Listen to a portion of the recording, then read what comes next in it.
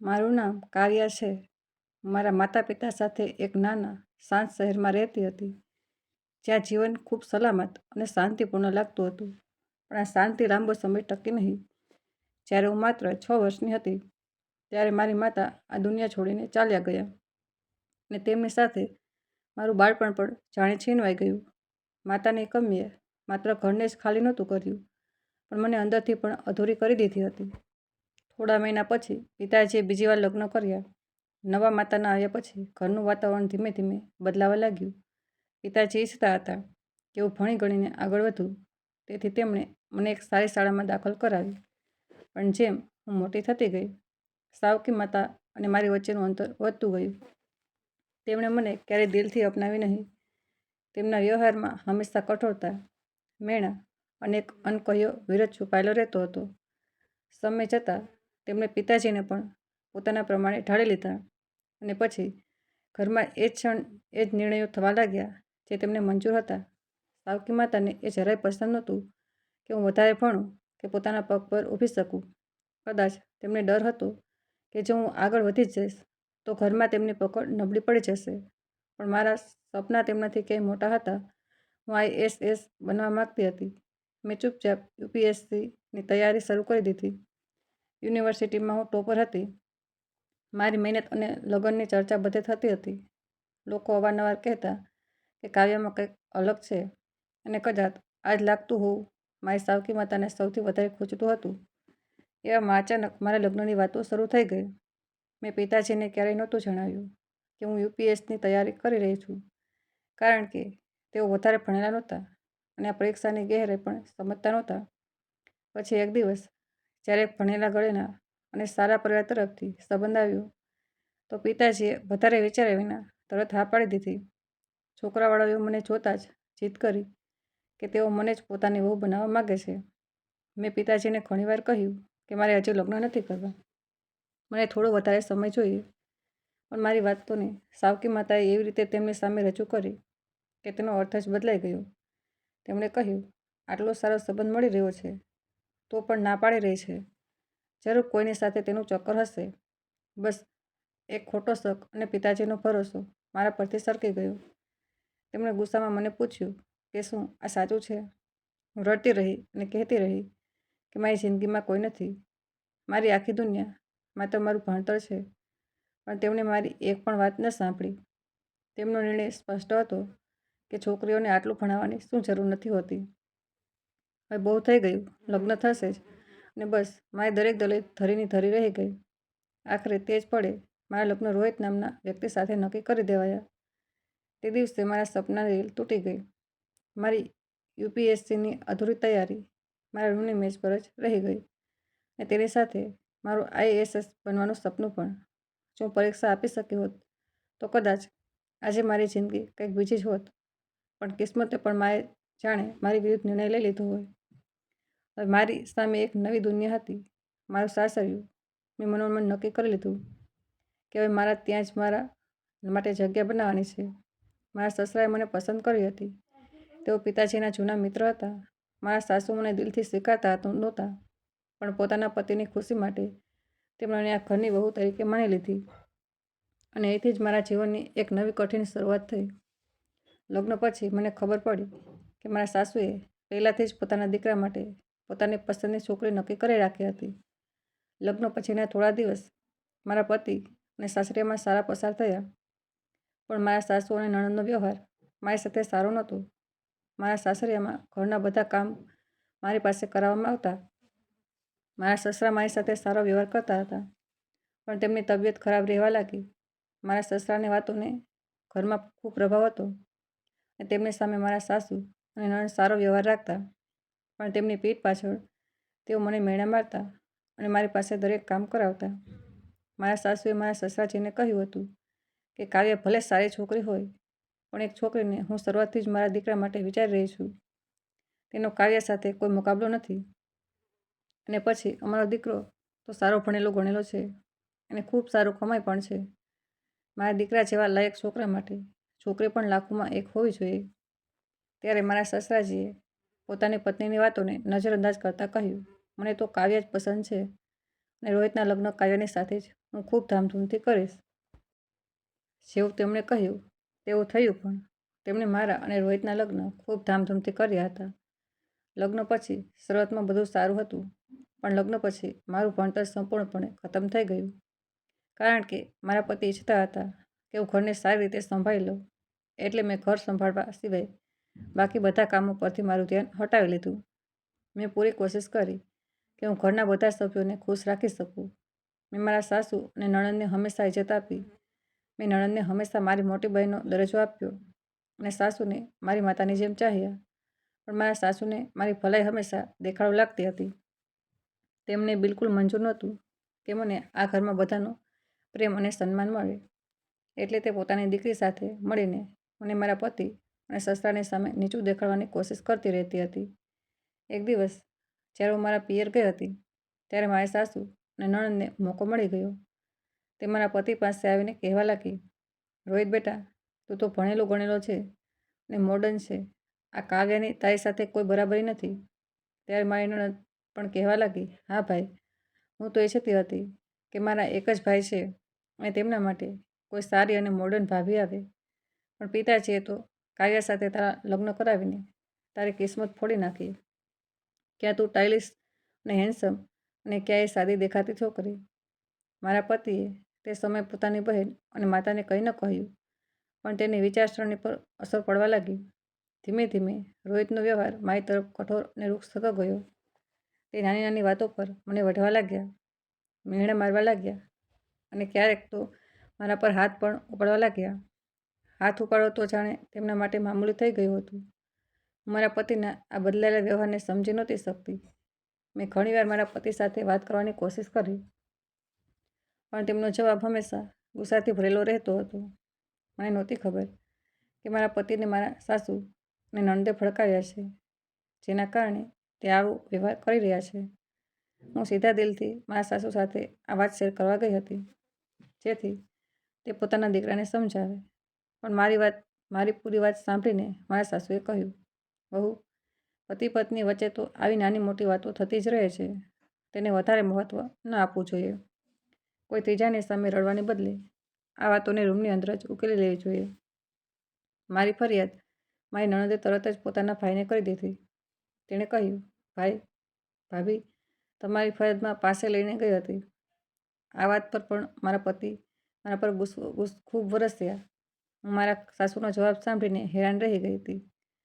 તેમણે તો પોતાનો પલ્લો જ ઢાંકી દીધો, પણ મારા સસરાજી સ્થિતિને ખૂબ સારી રીતે સમજી રહ્યા હતા. તે હંમેશા પોતાના દીકરાને એકલામાં સમજાવવાની કોશિશ કરતા હતા, પણ મારા પતિ એક કાનથી સાંભળીને બીજા કાનથી કાઢી નાખતા હતા.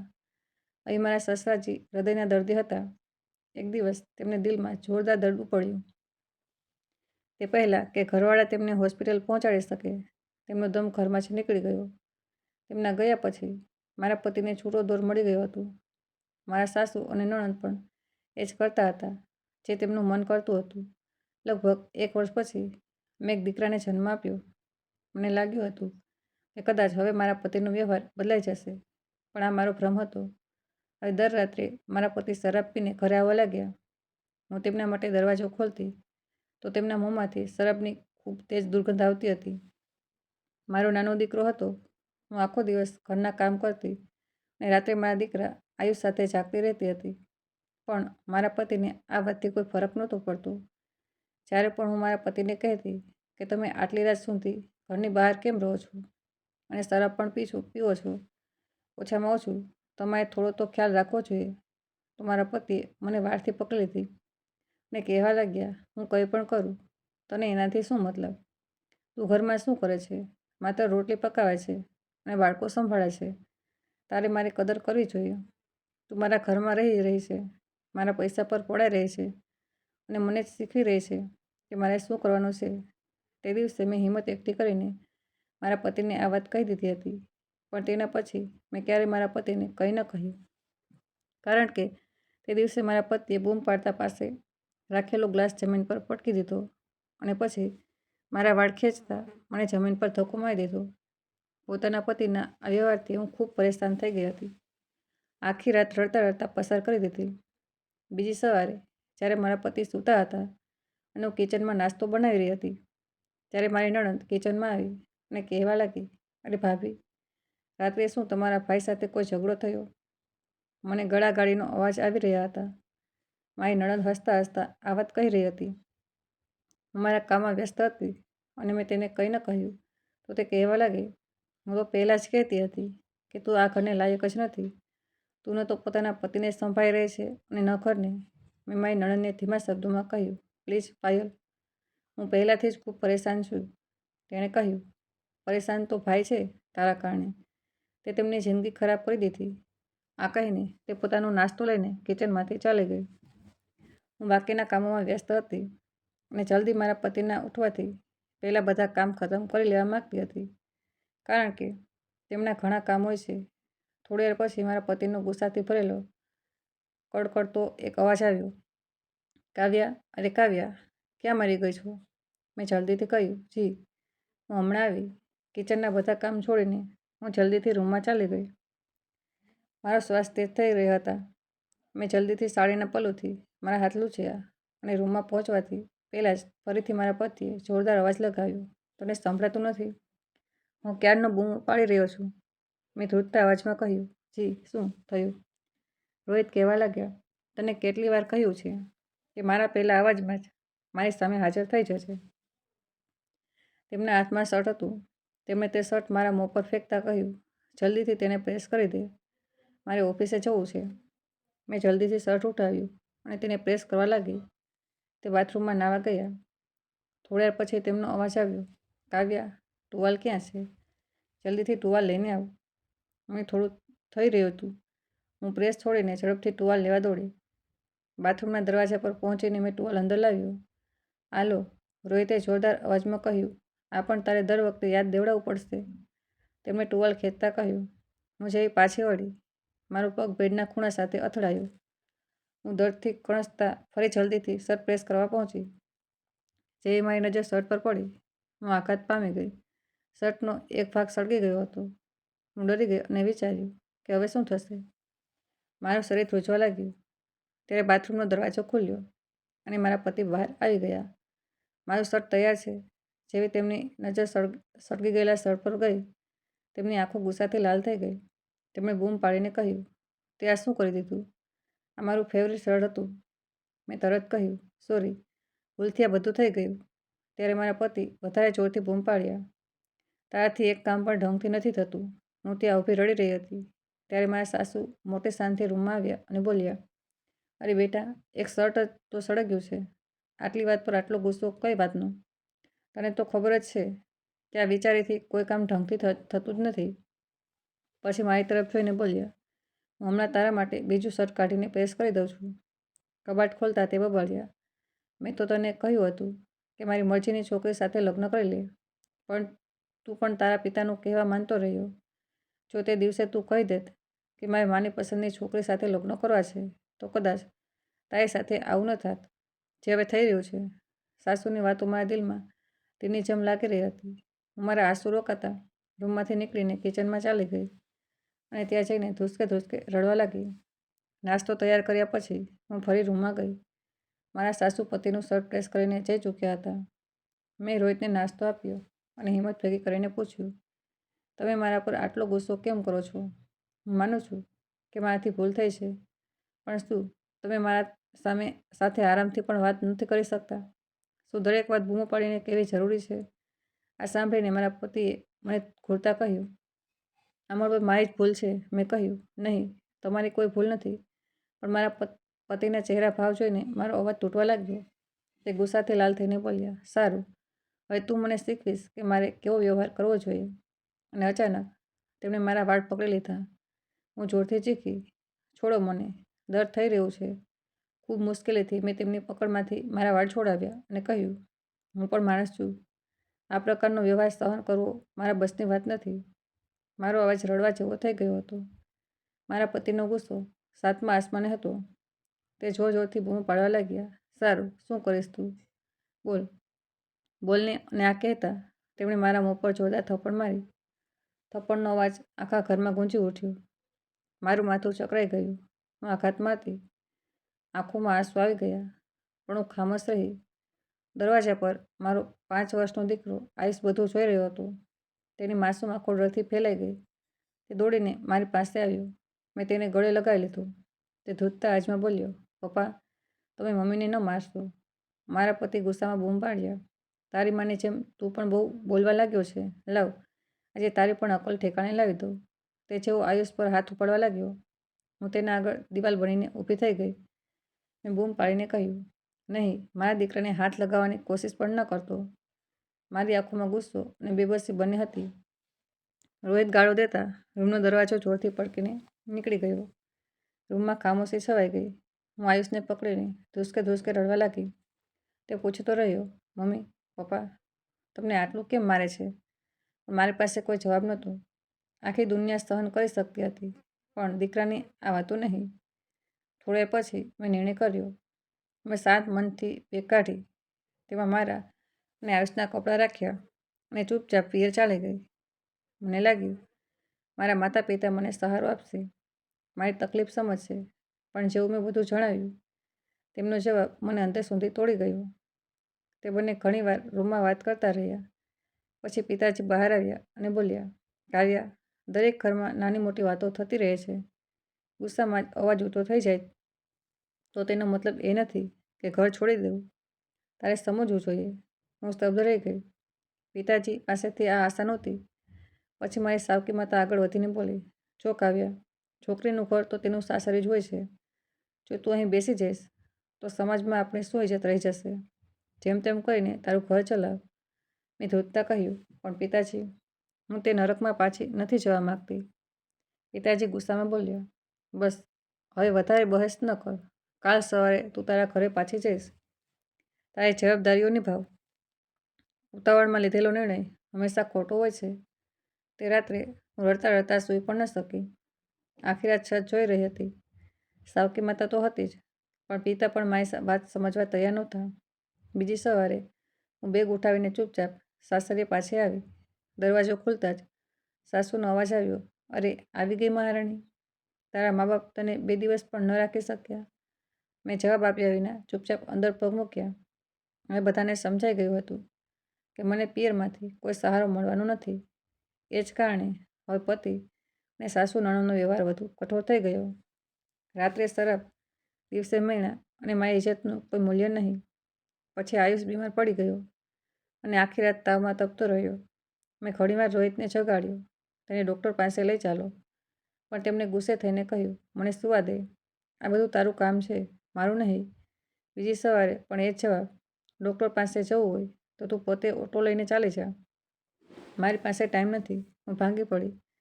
આ બાળક તેમનું પણ હતું, પણ તેમને કોઈ ફરક ન પડ્યો. હું પોતે આયુષને ડૉક્ટર પાસે લઈ ગઈ. ચેકઅપ પછી જેવી ક્લિનિક બહાર આવી, મારી ટક્કર એક છોકરા સાથે થઈ ગઈ. મેં ઉપર જોયું. તે મારો ક્લાસમેટ આદિત્ય હતો. મેં તેને સોરી કહ્યું અને આગળ વધવા લાગી, પણ તેણે અવાજ લગાવ્યો, કાવ્યા. હું પાછી ફરી, તું કાવ્યા છે ને? મેં કહ્યું, જી, હું કાવ્યા છું. તે બોલ્યો, તું મને ઓળખી ગઈ? અમે સાથે ભણતા હતા. મેં કહ્યું, હા આદિત્ય, હું તને ઓળખી ગઈ છું. તેણે મારા હાલત જોઈને કહ્યું, આ તે તારી કેવી હાલત બનાવી દીધી છે. ક્યારેક યુનિવર્સિટીની ટોપર હતી, યુપીએસસીની તૈયારી કરી રહી હતી, અને આ? મેં કહ્યું, લગ્ન થઈ ગયા, બધું વચ્ચે રહી ગયું. પછી આયુષ તરફ ઇશારો કરતાં કહ્યું, આ મારો દીકરો છે. તે બોલ્યો, તું આટલી ઇન્ટેલિજન્ટ હતી, લગ્ન પછી પોતાનું આખું ફ્યુચર ખરાબ કરી લીધું. તારા ચહેરાની રોનક પણ જતી રહી. તું તો આઈએએસ બનવા માગતી હતી અને આશા હતી કે તારું સપનું જરૂર પૂરું થશે. તારે આટલી જલ્દી લગ્ન નહોતા કરવા જોઈતા. મેં કહ્યું, કદાચ આજ મારા નસીબમાં લખેલું હતું. વાતો દરમિયાન આદિત્યની નજર મારી ગરદન અને બાજુ પર પડી. તેણે કહ્યું, આ નિશાન કેવા છે? હું શરમાઈ ગઈ અને કંઈ ન કહ્યું. તે કહેવા લાગ્યો, હું પણ અહીં ટ્રીટમેન્ટ માટે આવ્યો હતો. હું તો આજે આઈપીએસ ઓફિસર બની ગયો છું. જો તને કોઈ પરેશાની હોય તો તું મને જણાવી શકે છે. મને તારા પ્રત્યે સહાનુભૂતિ છે, કારણ કે મને અફસોસ થઈ રહ્યો છે કે તારા જેવી હોનહાર છોકરીએ પોતાનું ભણતર અધવચ્ચે છોડી દીધું. મારા આંખોમાંથી આંસુ નીકળી રહ્યા હતા. હું આદિત્યને કેવી રીતે જણાવતી કે હું કેટલા વર્ષોથી મારા પતિના અત્યાચાર સહન કરી રહી છું. આદિત્યએ કહ્યું, સારું, ઠીક છે, લાગે છે કે તું ઉતાવળમાં છે. હું તારો સમય વધારે નહીં લઉં. મને લાગે છે કે તું ખૂબ પરેશાન છે. હું તારા વિશે વધારે તો નહીં પૂછું. તેણે પોતાના ખિસ્સામાં હાથ નાખ્યો અને મને કાર્ડ આપ્યું. તે કહેવા લાગ્યો, તને જિંદગીમાં ક્યારેય પણ મારી મદદની જરૂર હોય તો મારો કોન્ટેક્ટ જરૂર કરજે. હું તારી મદદ માટે હંમેશા તૈયાર રહીશ. વળી એક IPS ઓફિસર હોવાની સાથે સમાજસેવક પણ છું. મેં તેનો આભાર માન્યો અને ત્યાંથી ચાલી આવી. મને હોસ્પિટલમાં ઘણું મોડું થઈ ગયું હતું. હજી મારે મારા દીકરાની દવા પણ લેવાની હતી. મેડિકલ સ્ટોર પર પણ ઘણી ભીડ હતી એટલે ત્યાં પણ મોડું થઈ ગયું. પછી જ્યારે હું ઘરે પહોંચી તો ઘરે પહોંચતા જ કામમાં વ્યસ્ત થઈ ગઈ. મારા દીકરાને દવા આપીને મેં સુવડાવી દીધો. શુક્ર હતો કે મારા પતિ હજી ઘરે નહોતા આવ્યા, નહીં તો હોબાળો શરૂ કરી દેતા કે આટલી વારમાં ક્યાંથી આવી રહી છે. હું તેમને ગમે તેટલો વિશ્વાસ અપાવતી કે હું ડૉક્ટરને ત્યાં ગઈ હતી તો પણ તેમને વિશ્વાસ ન આવતો. બીજી સવારે આયુષની તબિયત ઘણી સારી હતી. આયુષને સ્કૂલે મોકલ્યો પછી હું નાસ્તો બનાવવા લાગી ગઈ. ત્યારે મારા પતિ રૂમમાંથી બહાર આવીને નાસ્તો કરવા જઈ રહ્યા હતા કે અચાનક પાયલ રૂમમાં આવી ગઈ. તે મારા પતિને કહેવા લાગી, ભાઈ, મારે તમને કંઈક કહેવું છે. તમે તમારી પત્નીને કાબૂમાં રાખો. ગઈકાલે આજ મહારાણી આયુષને ડૉક્ટર પાસે લઈ જવાના બહાને પૂરા 4 કલાકમાં ઘરે આવી છે. ડૉક્ટરના ત્યાં આટલો પણ સમય નથી લાગતો. ખબર નહીં ક્યાં રખડતી ફરતી હતી. ઘરનું બધું કામ મારે જ કરવું પડ્યું. આટલી છૂટ પણ સારી નથી. મા પણ ખૂબ ગુસ્સામાં હતા. પણ તમે ગુસ્સો ન કરશો. હું તો બસ તમને જણાવી રહી છું કે તમારી પીઠ પાછળ આ ક્યાં ક્યાં ફરતી રહે છે. આ વાત સાંભળતા જ મારા પતિની આંખો અંગારાની જેમ ઉકળવા લાગી. તે જ પગલે ચાલીને કિચનમાં મારી પાસે આવ્યા. હું જે મારા પતિ માટે ગરમ ગરમ પરાઠા બનાવી રહી હતી. મારું મોં બીજી તરફ હતું. મારા પતિએ પાછળથી મારા વાળ પકડ્યા અને ઘસલીને મને કિચનમાંથી બહાર લઈ આવ્યા. હું સમજી નહોતી શકતી કે આખરે તે કેમ અને કોના માટે આવું કરી રહ્યા છે. તે કહેવા લાગ્યા, બતાવ, ડૉક્ટરના ત્યાંથી તું ક્યાં ગઈ હતી? તારી આટલી હિંમત કેવી રીતે થઈ? આટલું મોડું ઘરે આવવાની, અને તને મોડું ક્યાં થયું? ક્યાં ગઈ હતી તું? મને મળે છે મારી પીઠ પાછળ. મેં કહ્યું, હું તો બસ ડૉક્ટર પાસે ગઈ હતી અને ક્યાંક પણ નથી ગઈ. મારા પતિએ મારા વાળને વધુ જોરથી પકડ્યા અને કહેવા લાગ્યા, મારી સાથે જૂઠ બોલે છે. મેં કહ્યું, હું જૂઠ નથી બોલી રહી. હું આયુષને ડૉક્ટરના ત્યાં જ લઈ ગઈ હતી. ત્યાં જ મોડું થઈ ગયું કારણ કે હોસ્પિટલમાં ખૂબ ભીડ હતી. મારા પતિએ બૂમ પાડીને કહ્યું, આ ઘરમાં રહેવું છે તો કાયદા કાનૂનથી રહેવું પડશે. જૂઠ બોલે છે. હોસ્પિટલમાં આટલી વાર નથી લાગતી જેટલી વારમાં તું અહીં આવી છે. 4 કલાક તે હોસ્પિટલમાં શું શું કર્યું? મને ખૂબ ડર થઈ રહ્યું હતું કારણ કે તેમણે મારા વાળને મજબૂતીથી પકડેલા હતા. આ પહેલાં કે હું કંઈ બોલતી, અચાનક મારા પતિનો ફોન વાગી ઉઠ્યો અને તેમના ઓફિસમાંથી ફોન આવી ગયો. તે ભૂલી ચૂક્યા હતા કે આજે તેમને જલ્દી ઓફિસે જવાનું હતું.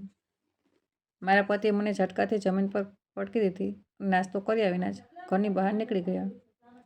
ઘોંઘાટનો અવાજ સાંભળીને મારી નણંદ અને સાસુ પણ ત્યાં ઊભા રહીને મારો તમાશો જોઈ રહ્યા હતા. તે બંનેમાંથી કોઈએ પણ મને મારા પતિથી બચાવવાની કોશિશ ન કરી. મારું શરીર દર્દથી કણસી રહ્યું હતું, પણ મારા મનમાં જે આગ લાગી હતી તેણે મને ઉઠવાની અને કંઈક કરવાની હિંમત આપી. મેં મારા આંસુ લૂછ્યા. બીજી તરફ જોયું તો મારા સાસુ અને પાયલ એકબીજાને જોઈને ખૂબ હસી રહ્યા હતા. મેં વિચારી લીધું કે અમારે મારી અને મારા દીકરાની જિંદગી સુધારવા માટે કંઈક તો કરવું જ પડશે. મેં ઘરના કામ ખતમ કર્યા અને મારા બધા ડોક્યુમેન્ટ્સ અને સર્ટિફિકેટ કાઢ્યા. મેં નક્કી કરી લીધું કે હું આત્મનિર્ભર બનીશ. મેં શહેરની દરેક કોલેજ અને સ્કૂલની વેબસાઇટ પર જઈને નોકરીની ખાલી જગ્યાઓ જોવાનું શરૂ કરી દીધું. પણ જ્યાં પણ વેકેન્સી હતી ત્યાં અનુભવી ઉમેદવારની જ માંગ હતી. પણ મારી પાસે તો અનુભવ હતો જ નહીં. બલકે હવે તો મારા લગ્નને 6 વર્ષ પસાર થઈ ચૂક્યા હતા. તો પણ મેં હાર ન માની અને ઘણી જગ્યાએ ઈમેલ અને અરજીઓ મોકલી. સાંજના સમયે મારું મોબાઈલ સ્ક્રીન પર નજર ટેકવીને બેઠું હતું. નોકરીના કોઈ પણ જવાબની હું રાહ જોઈ રહી હતી કે ત્યારે દરવાજા પર જોરદાર અવાજ આવ્યો. હું ચોંકી ગઈ અને તરત દરવાજો ખોલવા ગઈ. સામે મારા પતિ ઊભા હતા. તેમના હાથમાં એક કવર હતો. તેમણે તે કવર મને આપી દીધું. મેં જેવું તે કવર ખોલીને જોયું, તેની અંદર એક કાગળ હતો. તે કાગળ પર જે શબ્દો લખ્યા હતા તે જાણે એક તીરની જે મારા આત્મા પર વાર કરી રહ્યા હતા. આ છૂટાછેડાના પેપર હતા. હું ધ્રુજતા અવાજમાં બોલી, ડિવોર્સ. મારા પતિ રોહિત હસતા હસતા કહેવા લાગ્યા, હા, અને આ પણ જાણી લે કે મારો દીકરો આયુષ મારી પાસે રહેશે, કારણ કે તું બેરોજગાર છે, કોઈ કામ ધંધો કરતી નથી, એટલે તેની દેખભાળ કરવાની કાબિલ પણ નથી તું. મેં કાગળોને ધ્યાનથી જોયા, પછી મારા દીકરા તરફ જોયું. મારી આંખોમાં આંસુ તરી આવ્યા. એક દિલ કરી રહ્યું હતું કે જોરથી ચીસ પાડીને રડી લો, તો બીજું દિલ કહી રહ્યું હતું કે મારી પતિની સામે કમજોર ન દેખાવું જોઈએ, બલકે પોતાને સંભાળવાની છે. આજે જો હું હારી ગઈ તો મારા દીકરાનું ફ્યુચર મારી જેમ બરબાદ થઈ જશે. નહીં, મારે કંઈક તો કરવું જ પડશે. મેં તસલ્લીથી કામ લીધું અને તે પેપર્સ લઈને રૂમની અંદર ચાલી ગઈ. મારા પતિ મને આંખો ફાડીને જોઈ રહ્યા હતા, કારણ કે મેં ખૂબ મુશ્કેલીથી મારા આંસુ પર કંટ્રોલ કર્યો હતો. તેમની સામે મારી આંખોમાંથી એક પણ આંસુ ન ટપક્યું. રૂમની અંદર જઈને હું સૂઈ ગઈ અને આખી રાત એ જ વિચારતી રહી કે મારે શું કરવાનું છે. બીજી સવારે મેં મારા પર્સમાંથી તે કોન્ટેક્ટવાળો કાર્ડ કાઢ્યો જે આદિત્યએ આપ્યો હતો, જે ક્યારે મારો ક્લાસમેટ હતો. તેના પર તેનો મોબાઈલ નંબર લખેલો હતો. મેં તે નંબર ડાયલ કર્યો. જેવું આદિત્ય કોલ રિસીવ કર્યો, મેં કહ્યું કે હું કાવ્યા બોલી રહી છું. તો કહેવા લાગ્યો, હા બોલ, શું વાત છે? મેં કહ્યું, તે મને કહ્યું હતું કે તું મારી મદદ કરી શકે છે. આજે મને તારી મદદની જરૂર છે. તેણે કહ્યું, હા બતાવ, કેવી મદદ જોઈએ? મેં કહ્યું, મને ઘરે જોઈએ. શું તું મારા માટે ભાડાના ઘરનો ઇંતજામ કરી શકે છે? તેણે ચોંકીને કહ્યું, પણ તું તો પરણેલી છે, તને ભાડાના ઘરની શું જરૂર છે? પછી મેં તેને મારી આખી જિંદગી વિશે જણાવ્યું. કંઈ રહેતા મેં કેવી રીતે મારા પતિ અને સાસરીના અત્યાચાર સહન કરી રહી હતી. તે ઘણીવાર સુધી મારી પૂરી કહાણી સાંભળતો રહ્યો. હું રડી રડીને તેને બધું જણાવી રહી હતી. પછી તેણે કહ્યું, મને તારા પર પહેલી નજરમાં જ દયા આવી ગઈ હતી, કારણ કે તારી આંખોથી સ્પષ્ટ દેખાઈ રહ્યું હતું કે તું ખૂબ વધારે પરેશાન છે. પહેલાં તું તારા સપના પૂરા કરવા માટે પણ આટલી પરેશાન નહોતી લાગતી. તું તો ખૂબ ખુશ મિજાજ, સમજદાર અને ટેલેન્ટેડ છોકરી હતી. આખરે તને શું થઈ ગયું? લગ્ન પછી તારે પણ સમજદારીથી કામ લેવું જોઈતું હતું. તારા લગ્નને 6 વર્ષ થઈ ચૂક્યા છે. તું હજી સુધી તારા પતિને અત્યાચાર સહન કરી રહી છે. તારે અન્યાય બિલકુલ પણ સહન નહોતો કરવો જોઈતો, બલકે તારે શરૂઆતમાં જ આ અન્યાય વિરુદ્ધ અવાજ ઉઠાવવો જોઈતો હતો. મેં તેને રડતા રડતા જણાવ્યું, હવે મારો પતિ મને છોડવા માગે છે. તે મને ડિવોર્સ આપવાનું વિચારી રહ્યો છે અને તે મારા દીકરાને પણ મારાથી દૂર કરવા માગે છે. હું બધું સહન કરી શકું છું, પણ મારા દીકરાથી દૂર થવું સહન નહીં કરી શકું. હું તેનાથી અલગ થઈને નહીં જીવી શકું. મને તમારી મદદ જોઈએ. જો થઈ શકે તો તમે મારા માટે રહેવાની વ્યવસ્થા કરી દો. આદિત્ય કહેવા લાગ્યો, હા કેમ નહીં? જો તને ખરાબ ન લાગે તો તું મારા ઘરમાં પણ રહી શકે છે, કારણ કે હું એક સરકારી ફ્લેટમાં જ રહું છું. મારું ઘર તો અહીં ખાલી જ પડ્યું છે અને તું ત્યાં જઈને રહી શકે છે. મેં કહ્યું, નહીં, હું તારા ઘરમાં નહીં રહી શકું. જો હું તારા ઘર પર આવી તો મારા ચારિત્ર્ય પર કીચડ ઉછાળવા આવશે. આ લોકો આ વાતને કોર્ટમાં મારા વિરુદ્ધ ઉપયોગ કરશે. આ રીતે હું વધારે બદનામ થઈ જઈશ. આદિત્યએ કહ્યું, સારું ઠીક છે, કોઈ વાંધો નહીં, તું પરેશાન ન થા. હું તારા માટે ભાડાનું ઘર શોધું છું અને કોઈ ફિકર ન કરજે. હું હંમેશા તારી મદદ માટે તૈયાર છું. આ જ એ સમય છે જ્યારે તારે પોતાને સાબિત કરવાની છે અને હું તારી સાથે છું. આદિત્યએ તે દિવસે પોતાના ઘરની પાસે જ એક નાનું ઘર શોધીને મને અપાવી દીધું. મેં મારા અને મારા દીકરાના કપડાં પેક કર્યા, આયુષને તૈયાર કર્યો, મારા કેટલાક ભેગા કરેલા પૈસા ઉઠાવ્યા અને મોકો જોઈને ચૂપચાપ ઘરમાંથી નીકળી આવી. રાતના સમયે જ્યારે મારા પતિ ઘરે પાછા આવ્યા તો હંમેશાની જેમ તેણે અવાજ લગાવ્યો, કાવ્યા, મારા માટે પાણી લઈને આવ જલ્દીથી. પણ ઘરમાં સન્નાટો હતો. તેમણે કિચનમાં ઝાંકીને જોયું તો ત્યાં પણ કોઈ નહોતું. પછી આયુષના રૂમમાં જોયું, તે પણ ખાલી પડ્યો હતો. પછી તે પોતાના રૂમમાં પાછા ફર્યા તો તેમની નજર ટેબલ પર રાખેલા એક કવર પર પડી. તેમણે કવર ખોલ્યું અને અંદરથી મારા હાથથી લખેલું લેટર વાંચવા લાગ્યા. મેં લેટરમાં લખ્યું હતું, રોહિત, મેં તમારી સાથે ઘણા વર્ષો વિતાવ્યા. દરેક મહેણો અને દરેક દર્દને સહન કરતી રહી, પણ હવે હું વધારે કંઈ નથી સહન કરી શકતી. તમે હંમેશા મને કમજોર સમજી, પણ હવે હું મારા દીકરા સાથે નવી જિંદગી શરૂ કરીશ. તમારે જે કરવું હોય તે કરો, પણ હવે હું તમારી સાથે નથી રહી શકતી. લેટર વાંચ્યા પછી મારા પતિને ખૂબ ગુસ્સો આવ્યો. તે ગુસ્સાથી પાગલ થઈને સોફા પર બેસી ગયા. તેમણે માત્ર મને ધમકાવવા માટે છૂટાછેડાના પેપર્સ તૈયાર કરાવ્યા હતા. પણ હવે તેમનો દાવ ઉલટો પડી ગયો. ઘણી વાર સુધી તે વિચારોમાં ડૂબેલા રહ્યા. ઘરના બધા સભ્યો પોતપોતાના રૂમમાં જઈ ચૂક્યા હતા. મારા પતિને ભૂખ લાગી રહી હતી. મોડી રાતે જ્યારે તેમને સતત ભૂખ લાગતી રહી અને ઊંઘ ન આવી, તો કિચનમાં જઈને તેમણે જોયું કે બધા વાસણો ખાલી પડ્યા છે. કોઈ પણ વાસણમાં ખાવાનું નહોતું.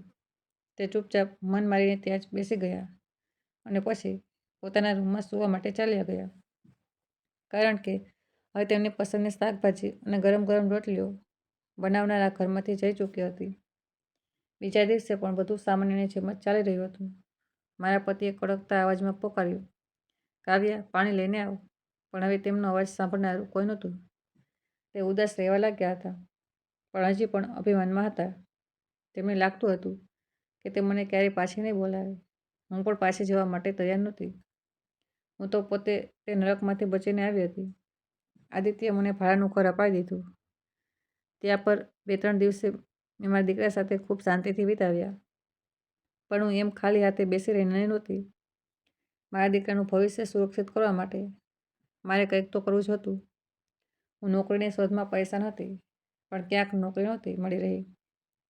આદિત્ય પોતાના ઘરેથી ખાવાનું બનાવીને મારા માટે લઈને આવતો હતો, પણ હું તેનો અહેસાન ક્યાં સુધી લઈ શકતી હતી. મેં તેને કહી દીધું કે હવે તારે મારો ખ્યાલ રાખવાની જરૂર નથી. બસ એકવાર નોકરી લાગી જાય, તેના પછી બધું ઠીક થઈ જશે. તેણે કહ્યું, તું ટીચિંગ કરી શકે છે? મેં કહ્યું, ટીચિંગ કરવાનો મને કોઈ અનુભવ નથી. આદિત્યએ સૂચન આપ્યું, તું ચાહે તો આ ઘરમાં રહીને જ કોચિંગ સેન્ટર ખોલી શકે છે. મેં પૂછ્યું, એ કેવી રીતે? તેમણે કહ્યું, તને યાદ નથી? તું યુપીએસસીની તૈયારી કરી રહી હતી. તને સારી રીતે ખબર છે કે આ એક્ઝામ કેવી રીતે ક્લિયર કરાય છે. હું શોધીને 2-3 સ્ટુડન્ટ્સ તારી પાસે મોકલી દઉં છું. તું ઘર પર જ કોચિંગ શરૂ કરી શકે છે. મને વિશ્વાસ છે કે તું આ કરી શકીશ. મેં કહ્યું, પણ મને ડર લાગી રહ્યો છે.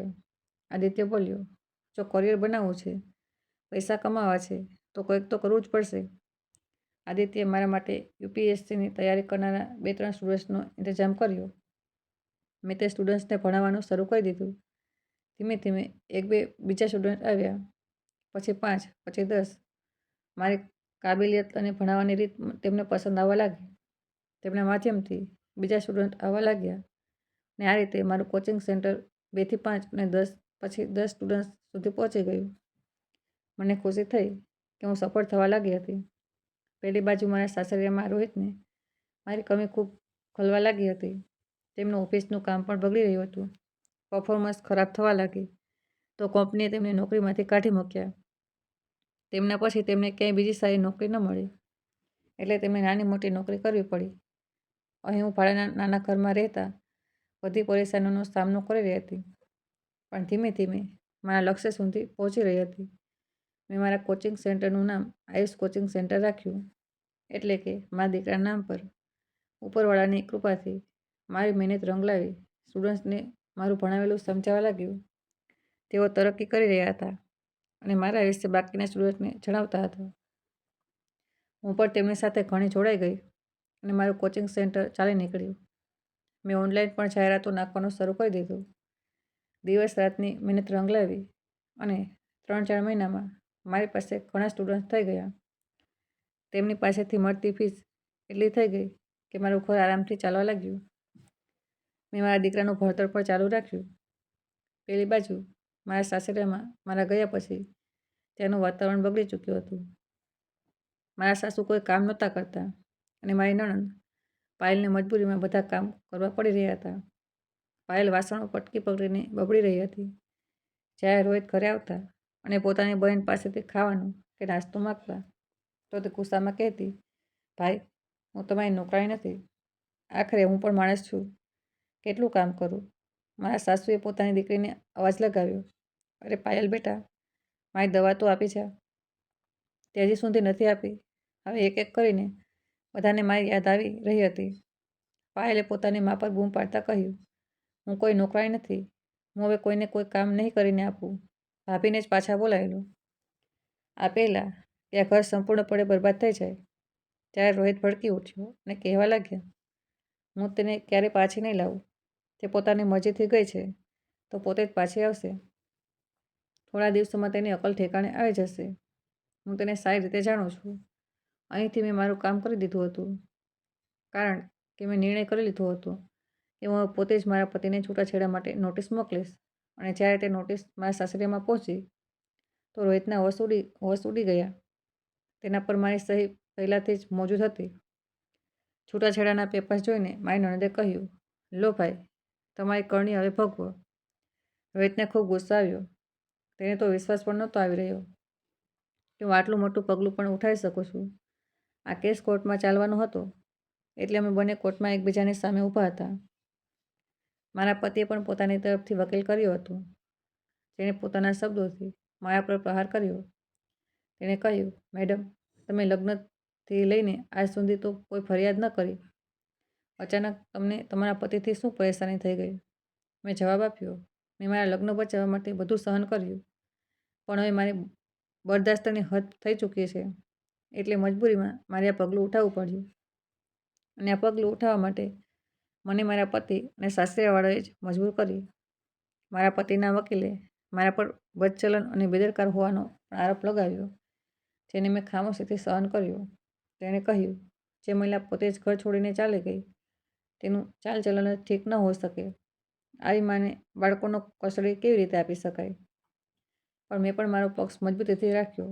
મેં ગવાહ અને મેડિકલ રિપોર્ટ્સ રજૂ કરી, જે મારી સાથે હતી ઘરેલું હિંસાને સાબિત કરી રહી હતી. સૌથી મોટો વળાંક તો ત્યારે આવ્યો જ્યારે આયુષને કોર્ટમાં બોલાવવામાં આવ્યો. જજ સાહેબે તેને પ્રેમથી પૂછ્યું, બેટા, તમે કોની સાથે રહેવા માગો છો? હું મારા દીકરાના ચહેરા તરફ ધ્યાનથી જોઈ રહી હતી. તેના એક સાચા નિર્ણયથી આ બધું ઠીક પણ થઈ શકતું હતું, અને એક ખોટા નિર્ણયથી બધું ખોટું પણ થઈ શકતું હતું. પણ મારા દીકરાએ કોઈ પણ ડર વિના કહ્યું, હું મારી મમ્મી સાથે રહેવા માગું છું. પપ્પા મમ્મીને ખૂબ મારતા હતા અને તેમના પર ગુસ્સો પણ કરતા હતા. મમ્મી રડતી રહેતી હતી, મારા પપ્પા ખૂબ ખરાબ છે, હું તેમની સાથે નથી રહેવા માંગતો. રોહિતે પોતાના દીકરાની આ વાત સાંભળી તો તેનો ચહેરો શરમથી ભરાઈ ગયો. તેને જીતવાની આશા હવે નહીવત લાગી રહી હતી. હવે આગામી સુનાવણીમાં નિર્ણય આવવાનો હતો.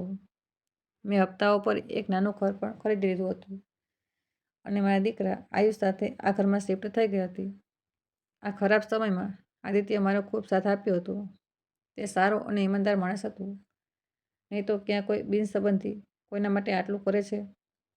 તેણે પણ મને હિંમત આપી અને મને એ પણ જણાવ્યું કે પોતાનો કેસ કેવી રીતે લડવાનો છે. કેસની છેલ્લી સુનાવણીના ઠીક એક દિવસ પહેલાં મારા મોબાઈલ પર રોહિતનો ફોન આવ્યો. મેં ફોન ઉઠાવ્યો તો તેમણે કહ્યું કે તે એકવાર મને મળવા માગે છે. પણ મેં કહ્યું કે હું તેમને નથી મળવા માગતી. મેં સ્પષ્ટ શબ્દોમાં મારા પતિને આ વાત કહી દીધી તો તેમને એક અજીબ ઝટકો લાગ્યો. મારા પતિએ કહ્યું, એક છેલ્લી વાર, હું તને મળવા માગું છું. કદાચ તેના પછી અમે બંને એકબીજાથી અલગ થઈ જઈએ. મેં કહ્યું, સારું, ઠીક છે. લગભગ અડધો કલાક પછી મારો પતિ મારા ઘરની બહાર આવીને ઊભા રહી ગયા. ઘરની બહાર તેમણે મારી નેમ પ્લેટ લાગેલી જોઈ તો તેમની હેરાની થઈ. તેમણે ઘરની ડોરબેલ વગાડી તો મેં દરવાજો ખોલ્યો અને તેમને અંદર આવવા કહ્યું. મારા પતિ ચારે તરફથી મારા ઘરને ધ્યાનથી જોઈ રહ્યા હતા. મારું નાનું ઘર અંદરથી ખૂબ સુંદર હતું. ઘરમાં દરેક પ્રકારની સુવિધાઓ મોજૂદ હતી. મેં તેમને કહ્યું, તમારે વાત કરવી છે? તેમણે કહ્યું, બસ હું તારી સાથે 5 મિનિટ વાત કરવા માગું છું. મને મારી ભૂલનો અહેસાસ થઈ ગયો છે. તારા ગયા પછી હું સંપૂર્ણપણે એકલો થઈ ગયો છું. તે દિવસે મેં મારા તેના ચહેરા પર બેબસી જોઈ. તેમણે કહ્યું, તારા વિના ઘર વેરવિખેર થઈ ગયું છે. માં બીમાર છે અને પાયલથી ઘરનું કોઈ કામ નથી થતું. સાચું કહું તો કોર્ટમાં જે કંઈ પણ મારા દીકરાએ મારા માટે કહ્યું તેના પછીથી હું મારી જ નજરોમાં પડી ગયો છું. મેં તારી સાથે ખૂબ ખરાબ કર્યું છે, કાવ્યા. મેં કહ્યું, તો હવે તમારી જિંદગીમાં બધું ખરાબ થઈ ગયું એટલે તમને મારી યાદ આવી છે? તે પોતાની આંખોમાં આંસુ લઈને કહેવા લાગ્યા, નહીં, મને સાચેમાં મારી ભૂલનો અહેસાસ થઈ ગયો છે. હું બસ એટલું કહેવા માગું છું કે આ છૂટાછેડાવાળો મામલો ખતમ કરી દે અને મારી સાથે પાછી ચાલ. અને આયુષ વિશે પણ તો વિચાર. તેને પણ તો પોતાના પિતા અને માતાની જરૂર છે. મેં કહ્યું, નહીં, તેને પોતાના પિતાની કોઈ જરૂર નથી. તેના માટે હવે હું છું તેની માં અને હું જ તેનો પિતા. તમારા જેવા પિતા તો કોઈ કાબિલ નહીં.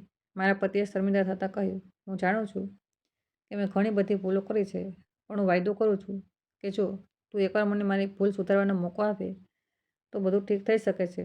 બસ તું એકવાર મને માફ કરી દે. મેં કહ્યું, મોકો હું તને ક્યારેય નહીં આપું. દરરોજ તારા માટે મોકો હતો, પણ તે તેને દર વખતે બરબાદ કરી દીધો. માફીનો તો હવે સવાલ જ ઊભો નથી થતો. જ્યારે કોઈ ભૂલ અજાણતામાં થાય છે ત્યારે તે માફ કરાય છે, પણ તારી દરેક ભૂલ જાણી જોઈને કરાઈ હતી. હું તને માફ નથી કરી શકતી અને સાચું કહું તો મારી જિંદગીમાં તારા માટે કોઈ જગ્યા નથી. તું અહીંથી જઈ શકે છે. રોહિતે છેલ્લી વાર એક નજર મારા પર અને મારા દીકરા પર નાખી અને પછી તે ઘરથી નીકળી ગયા. મેં પણ ક્યારેય મારા પતિને ફરી પાછા વળીને ન જોયો. અમારો બંનેનો સંબંધ ખતમ થઈ ગયો. હવે હું મારા દીકરા સાથે એકલી રહું છું અને મેં એકલી જ મારા કરિયરને મોટું કરી લીધું છે. મારું કોચિંગ સેન્ટર ખૂબ સારું ચાલી રહ્યું છે. હું મારા માટે પોતે જ એક મિસાલ બની ગઈ છું અને મેં મારી કહાણી પોતે લખવાનો નિર્ણય કર્યો છે. આજે હું એક કામકાજી સ્ત્રી છું અને આપ લોકોને એ જ કહેવા માગું છું કે અન્યાયની વિરુદ્ધ અવાજ ઉઠાવો અને પોતાને આગળ વધારો. ખેર, જ્યારે કોર્ટમાં છૂટાછેડાની કાનૂની પ્રક્રિયા પૂરી થઈ ગઈ હતી અને હું હવે અધિકારિક રીતે કાવ્ય મિશ્રાથી માત્ર કાવ્ય બની ચૂકી હતી. મારા નામ પરથી પતિનો બોજ હટી ગયો હતો અને તેની જગ્યાએ એક સફળ ઉદ્યમીની ઓળખ જોડાઈ ગઈ હતી. આયુષ કોચિંગ સેન્ટરની સફળતા આસમાને આવવા લાગી હતી. મેં એક મોટી ઇમારત ભાડે લઈ લીધી હતી, જેમાં આધુનિક ક્લાસરૂમ, એક નાની લાઇબ્રેરી અને સ્ટાફ માટે અલગથી ઓફિસ હતો. હવે મારી પાસે માત્ર 2-3 સ્ટુડન્ટ્સ નહીં, પણ અલગ અલગ બેન્ચોમાં 100થી વધુ વિદ્યાર્થીઓ હતા. મારી પાસે હવે અન્ય ટીચર્સ પણ હતા, જેમને મેં મારા આયુષ કોચિંગ સેન્ટરમાં નિયુક્ત કર્યા હતા. મારું નામ હવે માત્ર શહેર સુધી સીમિત નહોતું, બલ્કે મારા ઓનલાઈન કોર્સ પણ આખા દેશના સ્ટુડન્ટ્સ વચ્ચે લોકપ્રિય થઈ રહ્યા હતા. એક સાંજે હું મારા દીકરા આયુષ સાથે મારા નવા અને મોટા ઘરની બાલ્કનીમાં બેઠી હતી. મેં હપ્તા ઉપર લીધેલા નાના ઘરને હવે વેચીને મારી કમાણીથી એક મોટું અને સુંદર ઘર ખરીદી લીધું હતું. આયુષ 10મા ધોરણમાં હતો અને હંમેશાની જેમ પોતાના ભણતરમાં ડૂબેલો રહેતો હતો. મેં આયુષના માથા પર હાથ ફેરવતા કહ્યું, બેટા, હવે તને કેવું લાગી રહ્યું છે? શું તું ખુશ છે? આયુષે મારી તરફ જોયું અને હસતા હસતા બોલ્યો, મમ્મી, હું ખૂબ ખુશ છું. મને મારી વર્કિંગ મોમ પર ગર્વ છે. તમે તમારી જિંદગી પોતે લખી છે. ત્યારે આયુષની સ્કૂલની એક પેરેન્ટ્સ ટીચર મિટિંગમાં મને બોલાવવામાં આવી. ત્યાં મને ખબર પડી કે આદિત્ય સર પણ એ સ્કૂલમાં ભણાવતા હતા. મીટિંગ પછી આદિત્ય અને હું થોડીવાર માટે રોકાયા. આદિત્યએ કહ્યું, કાવ્ય, તને આ રીતે સફળ થતા જોઈને મને ખૂબ ખુશી થાય છે. તું તે બધી મહિલાઓ માટે એક પ્રેરણા બની ગઈ છે, જે પોતાની પરિસ્થિતિઓ સાથે સમજોતા કરી લે છે. મેં કહ્યું, આદિત્ય, આ બધું તારા કારણે જ સંભવ થયું છે. તે જ મને તે હિંમત આપી જે મારા અંદર ક્યાંક ખોવાઈ ગઈ હતી. આદિત્યએ હસતા હસતા કહ્યું, મેં બસ તને તારો સારો રસ્તો બતાવ્યો છે. કાવ્ય, ચાલવું તો તારે પોતે જ હતું. થોડા દિવસો પછી આદિત્ય મારા ઘરે આવ્યો અને તેણે મારી સામે પોતાના દિલની વાત કહી. તેણે કહ્યું કે તે મારા સાહસ, ઈમાનદારી અને મારી મહેનતથી પ્રભાવિત છે અને તે મારા અને આયુષ સાથે પોતાનું ભવિષ્ય જોવા માગે છે. મેં આ સંબંધ વિશે ગહેરાઈથી વિચાર્યું. આદિત્ય એક નેકદિલ ઇન્સાન હતો, જેણે ખરાબ સમયમાં મારો સાથ આપ્યો હતો અને આયુષ પણ તેને ખૂબ પસંદ કરતો હતો. મેં મારા ભૂતકાળને પાછળ છોડીને આદિત્ય સાથે એક નવી સફરની શરૂઆત કરવાનો નિર્ણય કર્યો. અમે એક નાના સમારંભમાં લગ્ન કરી લીધા, જેમાં માત્ર મારા નજીકના લોકો સામેલ હતા. મેં મારા જૂના નામ કાવ્યાની આગળ આદિત્યનું નામ ન જોડ્યું. મારી ઓળખ કાવ્યના રૂપમાં જ રાખવા માંગતી હતી અને આદિત્યએ મારા નિર્ણયનું સન્માન કર્યું. આ રીતે મારા જીવનના પાના પલટાઈ ગયા હતા. હું હવે એકલી નહોતી, પણ મેં મારી સતતાને ક્યારેય ન ખોઈ. મેં એક પત્ની હોવાની સાથે સાથે એક સફળ ઉદ્યમી, એક શ્રેષ્ઠ માતા અને એક મજબૂત મહિલાના રૂપમાં પોતાની ઓળખ બનાવી. કાવ્યની કહાણી આપણને એ સમજાવે છે કે જિંદગી આપણને જેટલું તોડે છે તેટલું જ મજબૂત બનવાનો મોકો પણ આપે છે. ખોટા સંબંધોમાંથી બહાર નીકળવું હાર નહીં, બલ્કે પોતાને ફરીથી મેળવવાની શરૂઆત હોય છે.